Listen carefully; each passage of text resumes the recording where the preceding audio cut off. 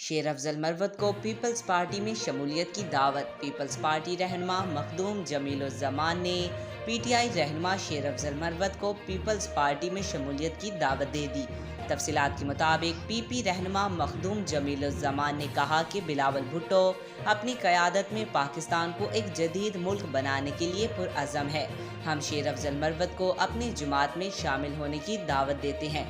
उन्होंने कहा कि शेर अफजल मरवत पीपल्स पार्टी में शामिल हों ताकि मिलकर कौम की खिदमत करें। तर्जुमान पीपल्स पार्टी का बताना है कि मखदूम जमीलुज़्ज़मान जल्द इस्लामाबाद पहुंचकर शेर अफजल मरवत से मुलाकात भी करेंगे और बाज़ाब्ता तौर पर इन्हें पीपी में शमूलियत की दावत देंगे। वाज़िया रहे कि इससे कबल चेयरमैन पीटीआई बैरिस्टर गौहर ने शेर अफजल मरवत की रुकनियत ख़त्म करने का नोटिफिकेशन जाली करार दे दिया था। आज तक के लिए इतना ही। मज़ीद ऐसी मालूमाती वीडियो देखने के लिए हमारे चैनल को सब्सक्राइब करें। मिलते हैं अगली वीडियो में, तब तक के लिए अल्लाह हाफिज़।